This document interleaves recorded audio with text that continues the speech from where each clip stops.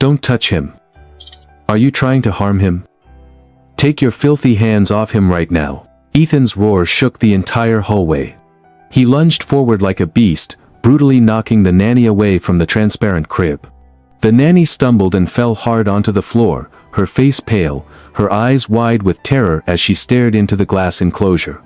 I was just trying to soothe baby Noah, he was crying too loudly, she stammered, tears spilling out. Sir, I swear I only lightly touched his finger. He was here. Look. Open your eyes and look at what your light touch has done. Ethan ground his teeth, grabbed the nanny by the collar, and forced her face toward the heart monitor screen, flashing a bright red alarm. The warning beeps beep beep beep rang out rapidly like the countdown of a time bomb. Inside the sterile, controlled glass enclosure, Noah, the baby only 9 months old, was arching his body and screaming in agony, the sound muffled by the soundproof glass into mere vibrations. But the most horrifying thing was on the child's skin. Exactly where the nanny's finger had touched, a vivid red mark was spreading at an alarming speed, swelling and blistering. Oh my God! The nanny staggered back, trembling. What? What is that? I didn't do anything. I didn't hurt the baby. That's why you're the 50th nanny fired this month, Ethan said coldly. He turned to the bodyguard standing motionless at the door. Throw her out. And remember, burn all her clothes. I don't want a single bacterium left behind. When the door slammed shut, a deadly silence engulfed room 0. This was not a nursery. This was a luxury dungeon disguised beneath the facade of wealth. No windows. No sunlight. The temperature was maintained at a perfect 24 degrees Celsius by a complex AI system. 3 glass enclosures were placed side by side, containing 3 tiny lives, Noah, Liam, and Mason. Dr. Roberts, the only man besides Ethan allowed to remain inside, stepped toward the control panel. Noah's heart rate has reached 190, Ethan, he said tensely. They're in extreme panic. And reason to 9. Ethan collapsed into the chair facing the surveillance monitors, clutching his head with both hands, crushing his disheveled hair. Why? Ethan whispered hoarsely. Why do my 3 children reject everything like this? Doctor, tell me. Why does even the touch of their own biological father cause them pain and rashes? Dr. Roberts sighed, looking at the 3 babies crying and thrashing wildly inside the glass enclosures. Tactile anaphylaxis syndrome, he shook his head helplessly. Medicine has never recorded a case this severe. Their bodies perceive all physical contact, human skin, fabric, even outside air, as a threat. Their immune systems attack their own bodies every time someone tries to touch them. Tactile anaphylaxis syndrome? Ethan laughed bitterly, a twisted smile on his face. My wife sacrificed herself to give birth to them. And now they refuse to adapt to this world. This isn't a disease, Roberts. Maybe it's a curse. A curse for my failure to save Lily. He lifted his head, staring at the screen. The 3 children were still screaming. But no sound escaped. Only images of purplish faces, mouths stretched wide in despair. How long have they gone without sleep? Ethan asked, his eyes never leaving the monitors. 46 hours, Dr. Roberts replied shakily. Ethan, you have to understand how serious this is. An infant's body can't withstand this level of stress. If they don't sleep within the next 4 hours, their hearts will fail from exhaustion. Ethan sprang to his feet, pacing the room like a caged animal. His eyes landed on a syringe filled with a milky white liquid on the metal table. A high-dose sedative. What am I supposed to do? Ethan shouted, slamming his fist against the glass wall. Inject my 3 children just so they can sleep for a few hours. Or stand here and watch them scream until their hearts explode. That may be the only option, sir, Dr. Roberts said softly, his trembling hand lifting the syringe. If we don't force sleep, tonight will be the night. Ethan looked at his 9-month-old children. They were clawing at the glass enclosures, their eyes looking outward, not with a child's innocence, but with a haunting plea. A plea to be freed from the invisible pain burning through every nerve cell. Why? Why did they react so violently to everything? Why couldn't even their own father touch them? Ethan stepped closer to the control panel, his trembling finger hovering over the button that would pump anesthetic gas into the glass enclosures. "Do it," he ordered, his voice breaking, tears streaming down his face. "Let them sleep. Don't let me hear their cries in my head anymore." In the dead silence of room 0, security camera screen number 4 flickered repeatedly. Ethan rubbed his bloodshot eyes, forcing himself to focus on the vast kitchen area submerged in darkness. It was 3:12 a.m. "Marcus, rewind 15 seconds. Immediately, Ethan ordered into the radio, his voice hoarse but sharply alert. On the other end, Marcus's voice, the head of security, came through, weary yet obedient. "Sir, the thermal sensors are malfunctioning due to the storm earlier. There's no one there. The magnetic doors are double-locked. I told you to rewind it." Ethan barked, slamming his hand onto the control desk. "I just saw something. A shadow. It's not a technical glitch." On the screen, the footage rewound. In the dim glow of the alarm lights, the massive stainless steel refrigerator door seemed to open by itself. There was no human figure. No footprints. But the thermal sensor in the top left corner of the screen flashed a tiny bright red spot no bigger than a cat before it vanished completely into the wall behind the exhaust hood. Ethan jumped to his feet and rushed out of the surveillance room, Marcus hurrying after him. "How do you explain this?" Ethan pointed at the refrigerator when they arrived. He yanked the door open. "Look."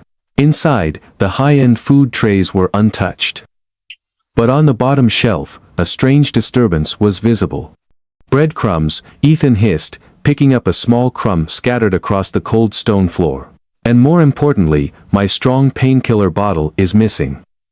2 pills. And ice packs." "Marcus, who steals medical ice packs?" Marcus nervously checked the inventory list. "Sir. 3 specialized cold gel packs used for injury treatment are indeed missing, but perhaps the former housekeeper cleared them away. I fired all of them." Ethan spun around, his gaze sharp as a blade. "There is no one left in this house except me, Dr. Roberts, and your useless security team. Someone is inside my house. An industrial spy? Or a lunatic trying to harm my children?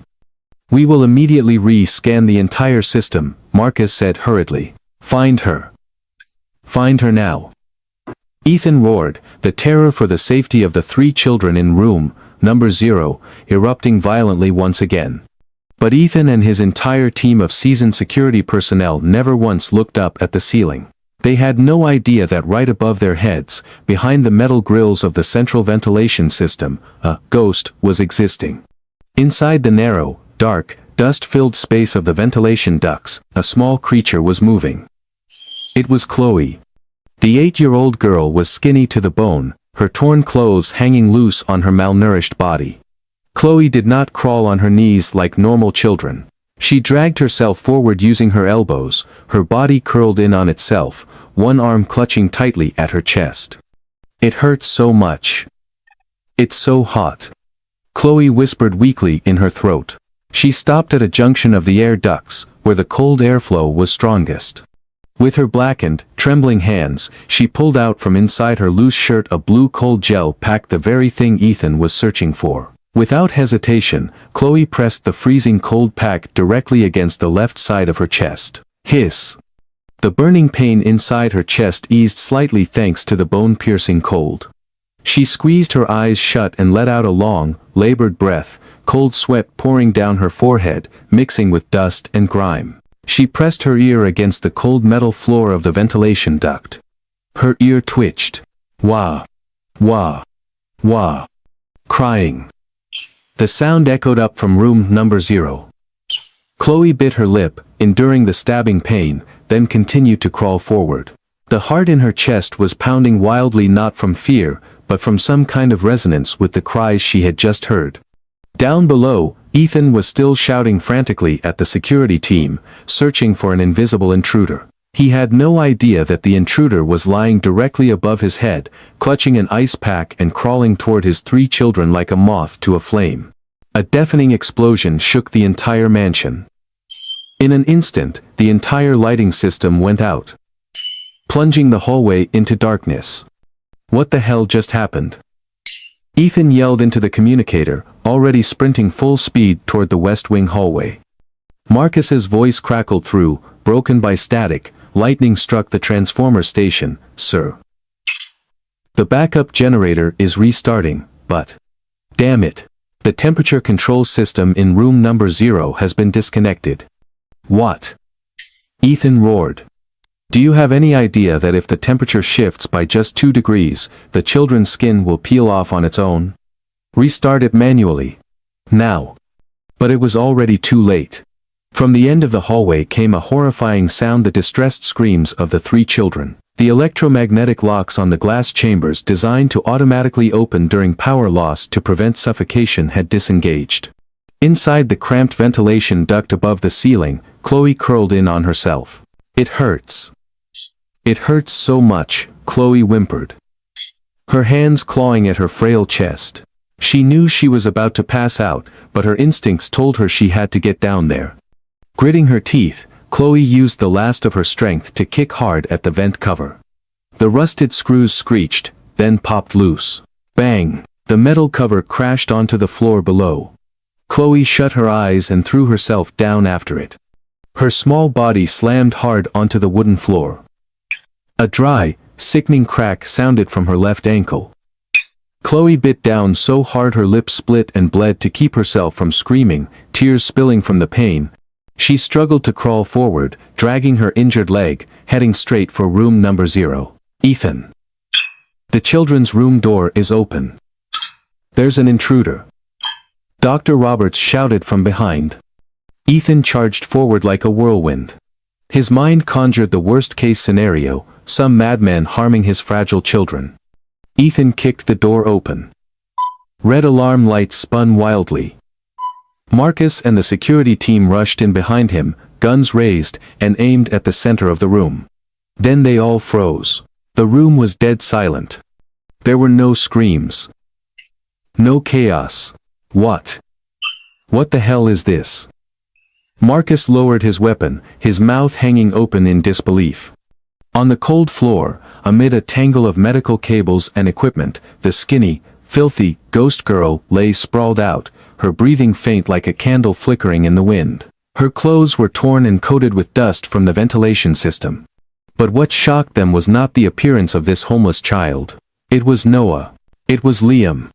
It was Mason. The 3 children suffering from tactile anaphylaxis syndrome, children whose skin would swell at the slightest unfamiliar breeze, were crawling out of their glass chambers. They were not screaming. They were not thrashing. All 3 were gathered around the filthy, unfamiliar girl. Noah pressed his face into the sweat-soaked hollow of Chloe's neck. Liam clutched tightly onto her blackened finger. Mason lay curled snugly on the frail chest, rising and falling beneath him. This is impossible. Dr. Roberts whispered, his glasses slipping down his nose, his trembling hand pointing at the heart rate monitor on the wall. Ethan, look. Their heart rates. They've returned to normal. Ethan stood rooted to the spot, his entire body shaking. The children's skin, which should have erupted in angry rashes at the slightest touch, was now completely normal against the filthy skin of that girl. They were sleeping. A deep, peaceful sleep, impossibly calm, on the body of an intruder from the ventilation ducts. Who is she? Ethan breathed, his voice breaking in shock. And why? Why aren't the children in pain or breaking out when they touch her? He stepped closer, but immediately stopped when he saw Chloe's hand unconsciously gently wrapping around Noah's back, a deeply instinctive, protective gesture even as she lay unconscious. A scene utterly illogical, chilling, yet carrying a bizarre sense of peace, defying every medical law Ethan had ever known. The eerie silence in room number 0 lasted only a few seconds before Ethan's panicked rationality snapped back, tearing apart the fragile calm. In his mind, the filthy girl was not a savior, but a biological terrorist spreading toxins onto his precious children. Put on gas masks. Now. Ethan screamed, his voice shaking with terror. She used some kind of gas. Or sedatives. She's poisoning the children to abduct them.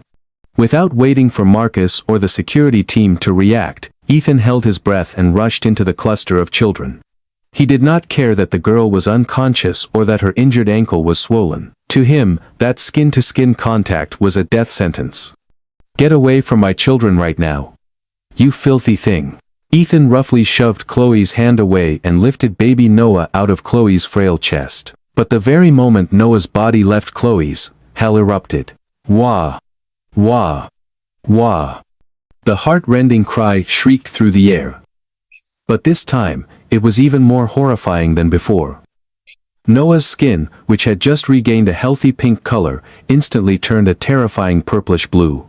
The baby arched his body, his throat constricting as if someone were choking him, his tiny hands clawing at the air, searching desperately for the warmth that had just been ripped away. Doctor! Look at him. He's breaking out in a rash. Ethan shouted, panicked, staring at his child who was turning blue in his arms. Emergency. Inject adrenaline. Do something. Dr. Roberts rushed over and placed the stethoscope on Noah's chest, but his face immediately went pale. This isn't anaphylactic shock, Ethan. It's his heart rate. It's spiking to 200. If you don't put him down, his heart will explode. Put him down where? Into the glass enclosure. Ethan roared. No. Put him back where he was. Immediately. Roberts shouted back, pointing at the strange girl's chest. Can't you see? Only there can he breathe. Ethan froze, staring at his child breaking out in a rash in his arms, then at the filthy girl lying on the floor. His reason screamed in protest, but a father's instinct forced him to act. Gritting his teeth, his hands trembling, he placed Noah back, pressing the baby's face against Chloe's chest. The change happened with chilling speed. The instant Noah's cheek touched the tattered, musty-smelling fabric, the crying stopped abruptly. The baby's frantic breathing slowed, his purplish skin gradually returning to pink. Noah burrowed into Chloe's neck, exhaled a long, satisfied breath, and fell asleep immediately. The entire room fell deathly silent. Ethan staggered backward, his back slamming into the wall, cold sweat pouring off him. What the hell is happening? He whispered, his eyes filled with terror and confusion. What is she? A witch? I don't know, but we can't move the children right now, Roberts said, wiping sweat from his forehead. Whoever she is, she's currently a living breathing machine for your children. Ethan stared fixedly at Chloe. The girl remained unconscious, her breathing weak. Suspicion and anger flared up inside him again. If this wasn't magic, then it had to be some form of dark science. Tie her up, Ethan ordered, his voice turning cold once more. Tie her legs to the chair. Don't wake the children, but don't let her escape when she wakes up. And search her. I want to know what she brought in here. It's Markula. Marcus and two bodyguards tiptoed over, carefully using high-end restraints to secure Chloe's legs to the chair, taking extreme care not to touch the three children sleeping soundly. Ethan put on rubber gloves and stepped forward. He searched the pockets of Chloe's oversized coat. No identification. No phone. Only a few hard, dry pieces of bread and a tiny glass vial with no label, containing a clear liquid. Found it, Ethan held the vial up under the light, his gaze razor sharp. Roberts, test this immediately. I'll bet she used this to drug my children. Or worse, she's an addict. Dr. Roberts took the vial and dropped a single drop into a handheld analyzer. The machine hummed softly in the silent space, stretching the tension to its limit. 30 seconds later, a beep sounded.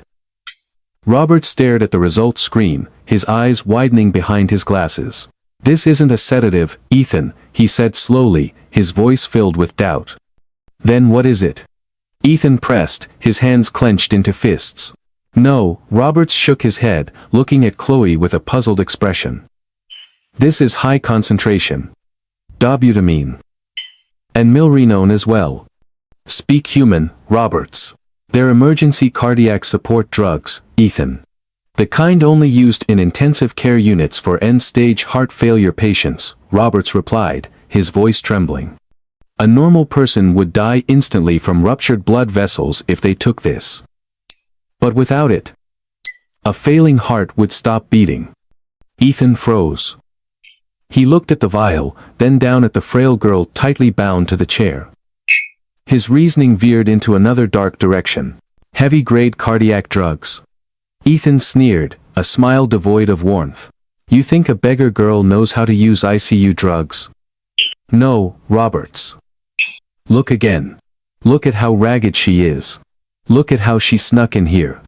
He stepped closer to Chloe and bent down, whispering into the ear of the unconscious girl, his voice full of menace. You're not a patient. You're a mule. A criminal gang turned you into a carrier to transport this medication, didn't they? And you hid in here to lie low, then accidentally poisoned my children with the chemicals on your body. Ethan straightened up and turned to Marcus.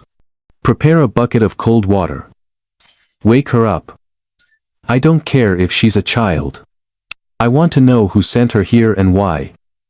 Why my children turn blue the moment they leave her. Ethan's curiosity had turned into a terrifying obsession. He believed he was facing some kind of conspiracy, completely unaware that the secret inside that vial was far more horrifying than any gang. Splash! A bucket of icy water was thrown straight into Chloe's face. She choked violently, her entire body curling up, her eyes flying open in panic as she looked around. The pain from her broken leg and the burning in her chest made her want to scream, but her dry throat could only produce broken, hoarse moans. Awake now? Good. Ethan stood before her, his tall figure looming like a threatening mountain. In his hand was still the vial of cardiac medication he had just found. Talk. Ethan shouted, shoving the vial close to Chloe's face. Who gave this to you? Who do you work for? How many of you are lurking around this area? Chloe looked at the furious man in front of her, then down at the 3 children sleeping soundly, clinging tightly to her like anchors keeping her tied to life. She wanted to answer, but her chest felt as if thousands of needles were stabbing into it. Hot. It's too hot. Chloe whispered, tears mixing with the cold water streaming down her grimy face. Her bound foot struggled weakly. Please. The medicine. Give the medicine back to me. You're going into drug withdrawal, aren't you? Ethan sneered, his eyes full of contempt.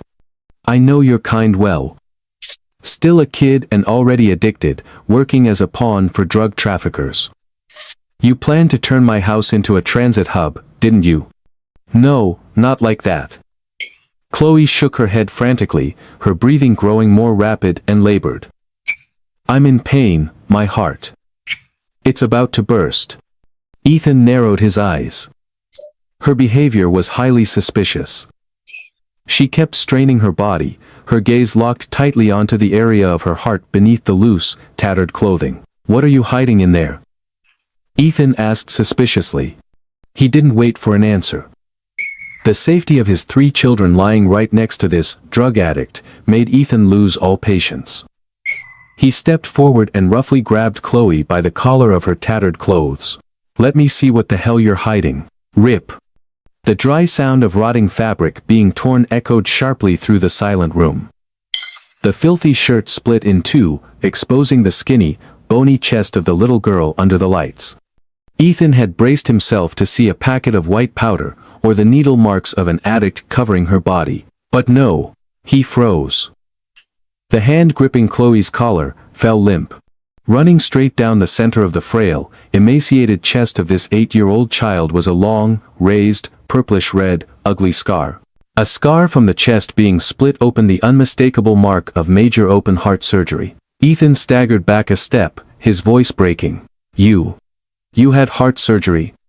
Chloe nodded, ashamed and in pain, trying to curl her body inward to hide the horrifying scar. She sobbed in broken gasps.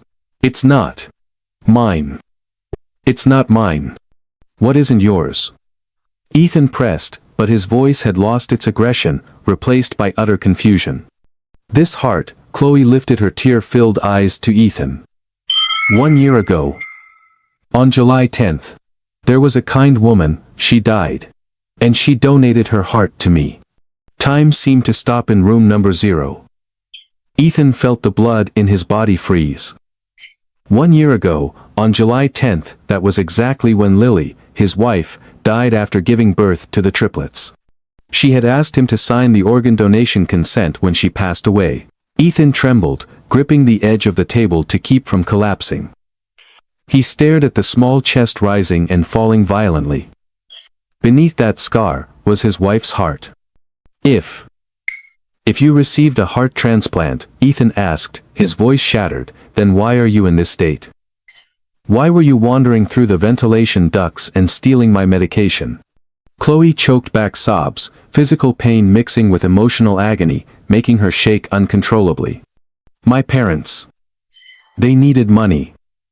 They said anti-rejection medicine is very expensive. They sold everything. They sold my medicine to spend the money."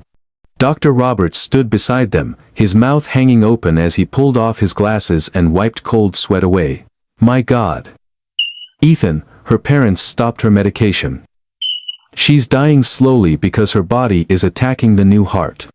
Chloe nodded weakly, tears pouring down onto the hair of baby Noah, who was sleeping soundly in her arms. Ethan looked at his 3 children. They were sleeping peacefully on her chest where their mother's heart was beating. Ethan's rage dissolved, replaced by a tidal wave of brutal truth. The girl was the living vessel carrying his wife's heart.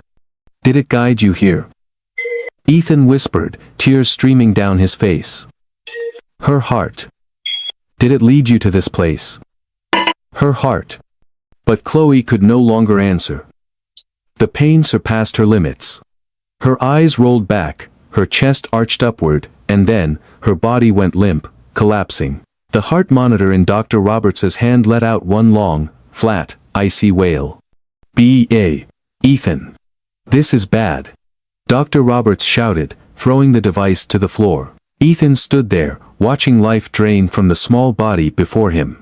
But he knew that if that heart stopped beating, not only would Chloe die, the only connection keeping his 3 children calm, and the final fragment of his wife, would vanish forever into nothingness.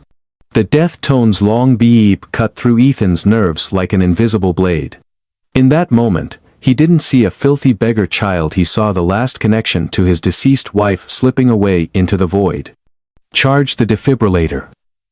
200 joules. Clear," Dr. Roberts shouted, his voice strained with tension. He ripped away the remaining fabric from Chloe's chest and pressed the ice-cold paddles onto her purpling skin, right over the old surgical scar. "Ethan, hold the children back. The current will travel to them." Ethan lunged forward.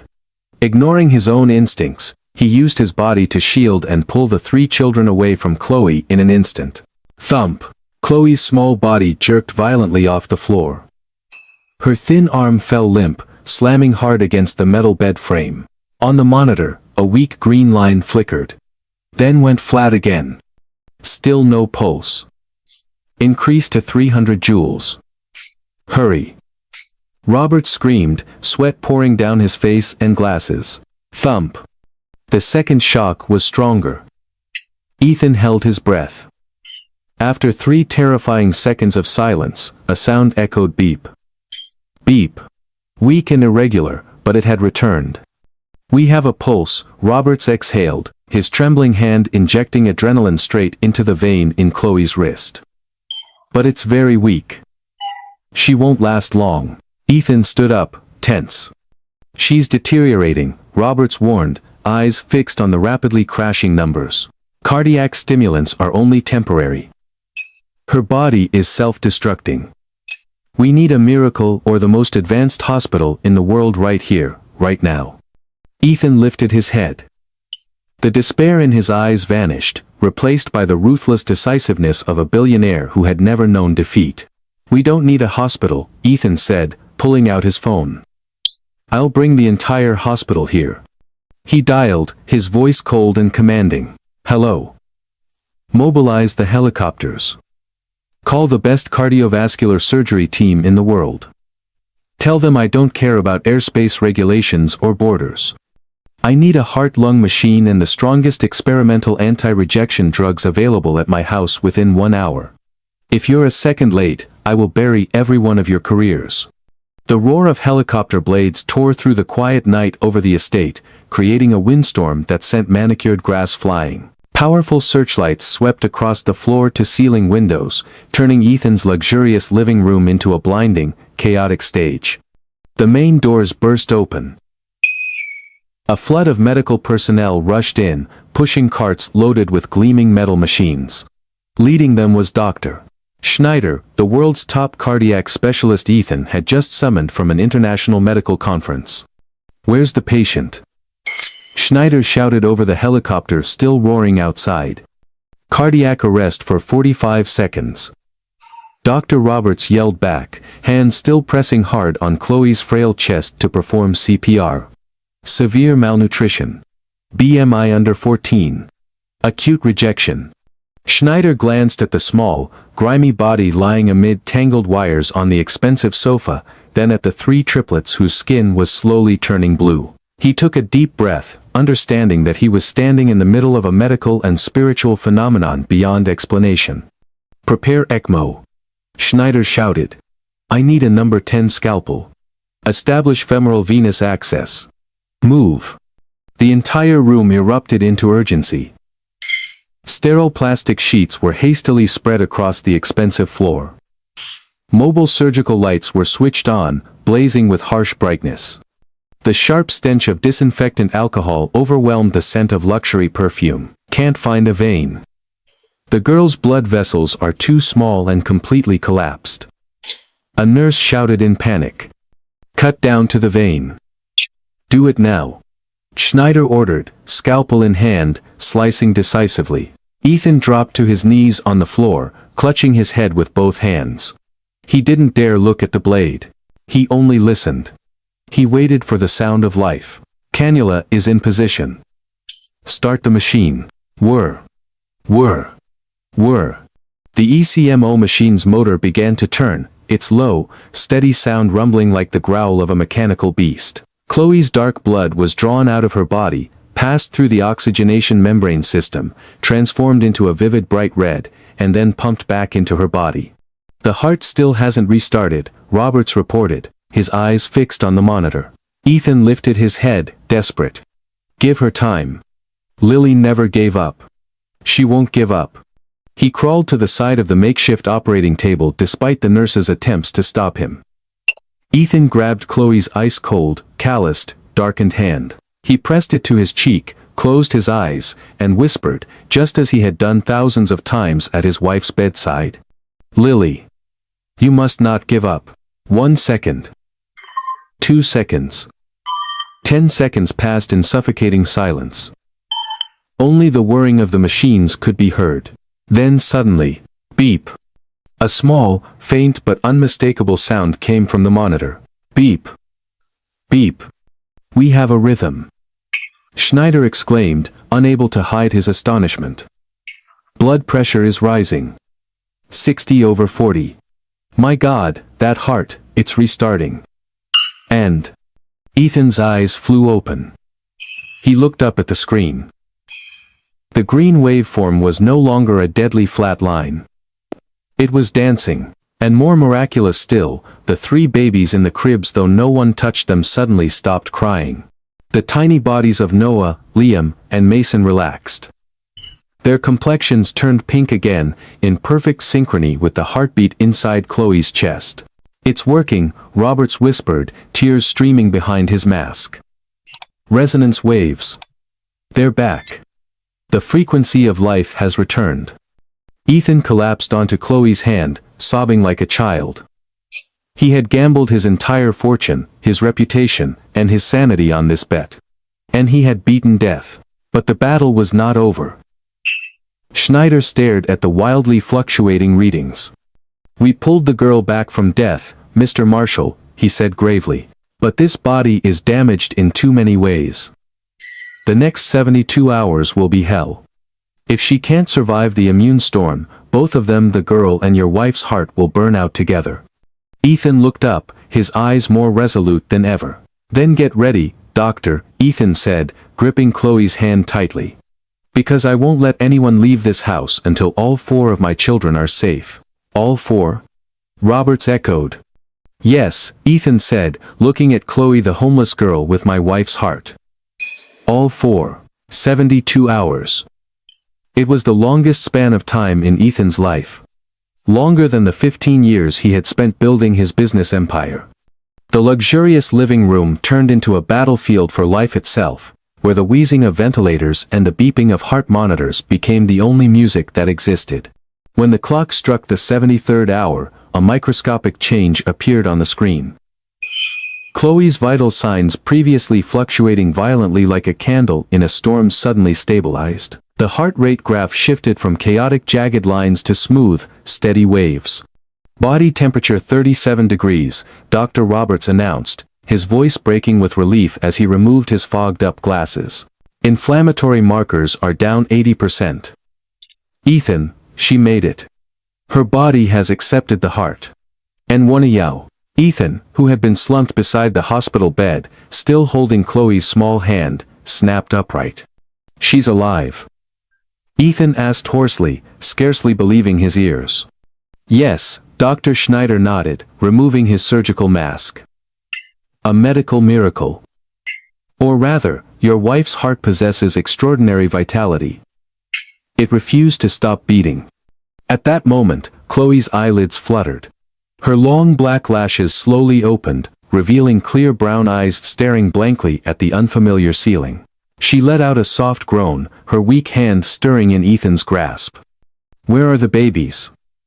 Chloe whispered, her voice as fragile as mist. Ethan felt his chest tighten with emotion. The first thing she asked about was not herself, but the children. They're sleeping, right beside you. Ethan smiled a real smile, his first in a long, endless year. And your home? A real home. And, my parents? Chloe asked, a flicker of fear crossing her eyes. Ethan's face hardened instantly, his gaze turning razor sharp. He turned to Marcus, who was standing silently in the corner of the room. Tell her, Ethan ordered. Marcus stepped forward and bent down with a level of respect he had never shown this homeless girl before. Miss Chloe, your parents. They were permanently stripped of guardianship this morning. The police found evidence that they were illegally trafficking medical drugs. With Mr. Ethan's legal team, I can guarantee they will spend the rest of their lives in prison. They will never be able to touch you or sell your life ever again. Hence lease. Chloe blinked, tears streaming down her cheeks. The girl gently squeezed Ethan's hand. But I don't want that. They're still very safe, I promise you, Ethan said softly, stroking her hair. Just rest. Everything is okay now. 1 month later. The sound of a sledgehammer smashing into concrete echoed loudly. Bam. Bam. Filled with exhilaration. Ethan hadn't hired a demolition crew. He himself was gripping the sledgehammer, drenched in sweat, smashing apart each thick, soundproof wall of room number 0. The reinforced glass panels that had once been cages for his children shattered, clattering across the floor. Hit it harder. Tear it all down. Ethan shouted with a loud laugh as brilliant sunlight poured in through the large windows, sweeping away the darkness and cold that had ruled this place for an entire year. No more sterile room. No more air filters. No more darkness. In the sun-filled living room, an oddly peaceful scene was unfolding. Chloe, now clean, wearing a pale yellow floral dress, her complexion rosy though she was still thin, sat on the large sofa. In her hands was a brightly colored comic book. But what would stop anyone in their tracks was the 3 triplets. Noah, Liam, and Mason were no longer inside glass chambers. They were clinging to Chloe like little koala bears. Noah rested his head on Chloe's lap, sleeping soundly. Liam gripped her arm tightly. Mason was nuzzling into her shoulder, eyes half closed. They no longer needed to press their ears directly against Chloe's chest to hear a heartbeat. Just seeing her every day, feeling her presence, was enough to calm their hypersensitive nervous systems. Once upon a time, Chloe read aloud, her clear voice ringing out as her finger pointed at the pictures. There were 3 little pigs who built houses. Ethan set the sledgehammer down and leaned against the shattered doorway, quietly watching the 4 children. Dr. Roberts stood beside him, holding a steaming cup of coffee. "Do you believe in miracles, Ethan?" Roberts asked softly. "Science calls this memory resonance, but look at them, they look like a single, inseparable whole." "I don't care what science calls it," Ethan replied, his gentle gaze resting on Chloe as she giggled when little Liam grabbed at the page. "I only know that my wife kept her promise." "What promise?" "She promised she would send an angel to protect the children if she couldn't stay," Ethan said, his voice lowering. "I thought it was just empty comfort. But she really did it. She sent her heart back in the form of this child." Chloe looked up and caught Ethan's eyes. She smiled a radiant, warm, forgiving smile. In that moment, Ethan was startled. The way the corners of her mouth curved, the way her eyes narrowed. It was exactly like Lily. "Dad!" Chloe called out, then hurriedly covered her mouth, her face flushing red. "Oh. I'm sorry. I made a mistake." Ethan stepped forward and sat down on the edge of the sofa. He wrapped his arms around all 3 tiny children and his brave eldest daughter, pulling them into his embrace. He was no longer afraid of contact. The children's skin remained rosy and healthy. "No need to apologize," Ethan said, his voice thick with happy tears. "You can call me that. Because from now on, this is your home. And I am your father." Chloe burrowed into Ethan's arms while the 3 little ones continued clinging to her. The heart in her chest beat strong and peaceful thump. Thump. Merging with the rhythm of the new family it had finally found again. That night, for the first time in a year, the lights in the mansion were turned off. No crying. No alarms. Only the steady breathing of 4 children and the peaceful sleep of a father who had found redemption. Death had knocked on the door, but love had answered on a frequency that death could never silence. The end. How do you feel about the ending of this story? Do you think science can truly explain the miraculous connection between a donor's heart and their loved ones? Leave a comment below. Don't forget to subscribe to the channel to follow more touching stories like this.